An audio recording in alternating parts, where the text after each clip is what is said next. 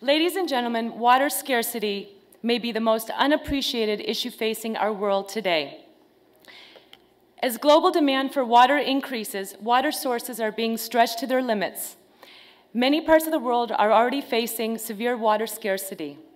Today, about 450 million people in 31 countries already face shortages of water. By 2025, 3 billion people in 53 countries will be affected by water scarcity. Now, although 70% of the Earth's surface is covered with water, 97.5% is saline, while 2.5% is fresh water. Of the 2.5% available supply, 70% is locked in ice caps and glaciers, and 29% in remote underground aquifers. This leaves 1% of the Earth's total water available for human consumption. This 1% is further reduced by the pollution of lakes and rivers from industrial discharge and agricultural residue. Now, the water crisis we speak of is that, firstly, water is distributed unevenly throughout the world. Only 6 countries have half of the world's total renewable fresh water. For example, Latin America holds 31% of the world's global fresh water. Secondly, even within countries, water is not equally distributed. Ethiopia has several major lakes and rivers, abundant groundwater, and a large volume of rainfall. However, due to limited infrastructure for water storage and poorly protected watersheds, Ethiopia is often in the news as its population is frequently exposed to drought and famine. Thirdly, timing is an important factor in water access. In order to accommodate this growth in population, global consumption has been doubling every 20 years. Nearly 70% of global water withdrawals from rivers, lakes, and aquifers are used for irrigation, while industry and households account for 20% and 10% respectively. The other serious concern associated with population has to do with a shift in the world's population. Countries such as India, China, Bangladesh, Indonesia, and Pakistan, which already make a significant contribution to population growth, are expected to be among the most populated nations in the future. 17 of the world's fastest-growing cities with populations over 10 million are in developing nations, with Mexico City being the largest at 20 million. This massive influx of populations into urban areas requires implementing water distribution systems, sanitation infrastructures, and waste and disposal facilities. We can therefore no longer turn a blind eye to the expanding populations of developing nations and the problems that come with rapid growth. Global water insecurity is further exacerbated by climate change. Many of the world's water-stressed regions will receive less water, and water flows will become less predictable and more extreme. Some projected outcomes include large reductions in water availability in South Africa and East Africa and the Sahel, with large productivity losses in basic food staples, which could expose an additional 125 million people to hunger. Glacial melt would lend to reductions in water availability in Latin America and East and South Asia. Today, there are some 263 water basins. 2 in every 5 people in the world today live in shared water basins, which account for 60% of global river flows. Shared water is an increasingly important part of human geography and the political landscape. As countries rely on water for livelihoods and economic growth, there is competition for the supply of water between basins. With competing upstream and downstream demands, many of the world's great rivers are becoming so overexploited that they cease to exist altogether. There is no shortage of illustrations of poor management. China's Yellow River has failed to reach the sea in the last 18 of the 26 years in the 20th century. The Colorado River has been severely depleted by farmers in the southwest of America. India's Great Ganges River and the almighty Nile sometimes are reduced to a trickle before they flow out to sea. The Aral Sea can be considered one of the worst human-caused environmental disasters. Some 50 years ago, the Aral Sea was the world's 4th largest lake. The Sir Darya and the Amu Darya rivers of Central Asia were to support cotton production. Inefficient irrigation systems and poor water management would eventually strangle the waters of the Aral Sea. As freshwater sources are being depleted and polluted, groundwater withdrawals are increasing at an alarming rate. Underground sources provide 1/3 of the world's water for urban and industrial purposes, and as much as 1/10 of the world's food is being grown underground. How will the world feed itself from a water basis that is already under much stress? Some of the world's largest cities, including Mexico City, Calcutta, and Shanghai, rely heavily on groundwater. Worldwide, 2 billion people rely on groundwater for daily consumption. Some 60% of the aquifer may have been extracted, and water tables have fallen by more than 100 feet in some areas. Mexico has a good history of water management.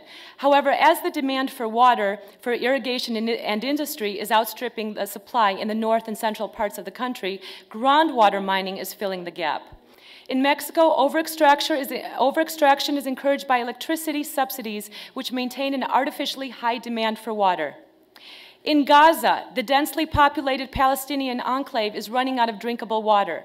The water table is plunging as Palestinians pump at least 27,000 acres a foot of overdraft from their aquifers. Gaza's aquifers are being invaded by sewage from its towns and refugee camps, and by seawater from the coast, making the water poisonous for crops. India's rivers do not contain enough water to sustain demand, so millions of farmers have taken matters into their own hands. 21 million wells have been drilled in India and lowering the water tables in most of the country. Drilling to 1,000 meters is not uncommon. Now, water is beginning to cross international borders through the international grain trade. Because it takes 1,000 tons of water to produce a ton of grain, importing grain is the most efficient way to import water. As an example, the case of China and Brazil. Water tables are falling throughout northern China. China's harvest of wheat has fallen in recent years as irrigation wells have dried up. Hydrologically, there are two Chinas, the humid south, which includes the Yangtze River Basin, and the dry north. The south, with 700 million people, has 1/3 of the nation's cropland and 4/5 of its water. The north, with 550 million people, has 2/3 of the cropland and 1/5 of the water. Farmers in the north are faced with losses of irrigation water from aquifer depletion and the diversion to industry. Under the North China Plain, a region that includes Shanghai and Beijing, and that produces 40% of China's grain, the water table is dropping by an average of 1.5 meters a year. Between now and 2010, when China's population is projected to grow by 126 million, the World Bank projects that the nation's urban water demand will increase by 60%. In much of northern China, this growing demand for water can be satisfied only by taking irrigation water from agriculture. Now, a shift in the geography of world trade is therefore emerging as China emerges as a massive food importer and Brazil becomes a leading food exporter. While China is losing to cropland rapidly, Brazil is gaining at a record rate. A close relationship is emerging between the two countries. Over the decades, the dominant food trade link was between the U.S., the leading exporter of meat, grain, and soybeans, and Japan, the top importer of these commodities. In 2004, China imported 2 times more soybeans than Japan, and Brazil surpassed the U.S.'s top export status. Soybeans are more damaging than any other crop because they justify massive transportation infrastructure projects that can lead to the destruction of biological diversity. As roads cut through the Amazon and the rainforest canopy is disrupted, sunlight dries out land, leaving vegetation vulnerable to fire, soils to erode, and rainfall patterns to change, which can affect Bolivia, Paraguay, Uruguay, and northern Argentina. The loss of 2 million acres of Amazonian forest a year is slowly weakening the water recycling mechanism that brings the water to agricultural regions of south-central Brazil. Can Brazilian agriculture expand in a way that will respond to the growing world's food needs while protecting the greatest tropical rainforest on Earth? A new development path must be pursued. Now, to supplement the world's water needs, virtual water imports are a supply-side option for alleviating water stress. When countries import cereals and agricultural products, they are also importing the water embedded in the produce. Trade in virtual water has been rising exponentially with trade in food. Globally, the trade in 2000 was 3 times the level in 1960. It represents about 1/4 of the water required to grow food worldwide and is a way for water-scarce countries to save water by importing. In 2002, the global market for desalination was at $35 billion. There are now over 12,500 plants operating in some 120 countries, with most in Saudi Arabia. With urban and industrial water use projected to double by 2050, wastewater can become an expanding and dependable supply. However, using wastewater sources without adequate safeguards can expose agricultural producers and urban areas to acute health risks.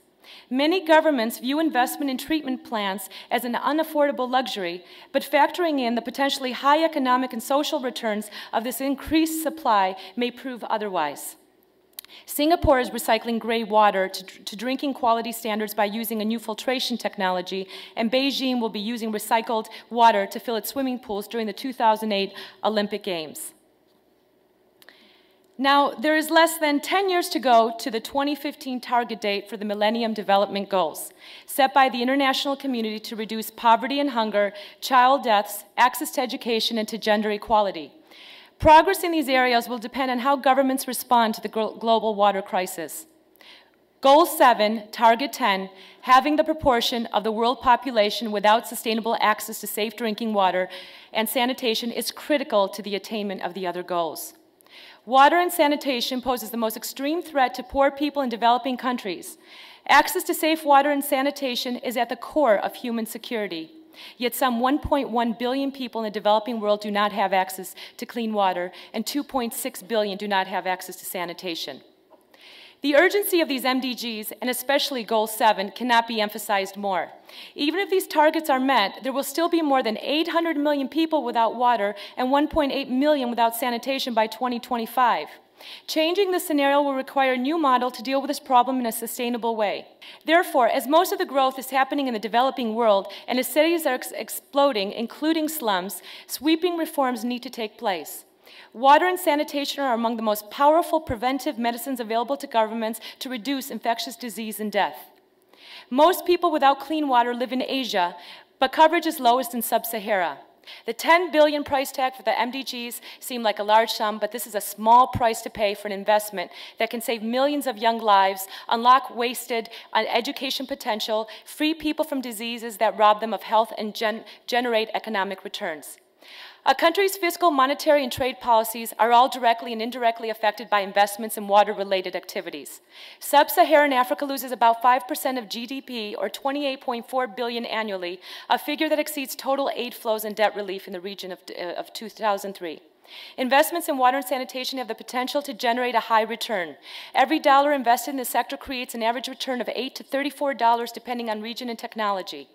Poor countries with improved access to clean water and sanitation enjoy an annual growth of 3.7%. Increased productivity, which is found in the time saving of water collection, amounts to $64 billion. The overall public and private investment to meet the MDGs for water and sanitation is $11.3 billion, but the total economic benefits is sevenfold at $84 billion. Public and private investment makes good economic sense, and improved water supply and sanitation are critical for economic growth and poverty reduction. The question is, can we afford not to invest? The most important thing that the government can do to help alleviate the crisis is to make water a human right. Through inventive business models, appropriate uses of technology, and novel partnerships with government and NGOs, the private sector can be a catalyst in developing new products and services that address both the technical and social needs of the poor. The greatest contribution that the private sector can make towards poverty alleviation is through investment and transparency of efforts in addressing social and environmental problems. Business can affect the marketplace through its supply chain. A license to operate mitigates the risk for operating costs by investing in infrastructure and creating a stable environment. By complying with national regulations and international standards in areas of global governance, the environment, and human rights, corporations have the power to influence value creation and create new frameworks of fair and just values for all. A new form of leadership from government and business is required that will safeguard our most precious resource and ensure our children's future. And I leave you with the following quote: "Every revolution was first a thought in one man's mind. And when the same thought occurs to another man, it is the key to that era. Every reform was once a private opinion, and when it shall be a private opinion again, it will solve the problem of that age." Ralph Waldo Emerson. Thank you.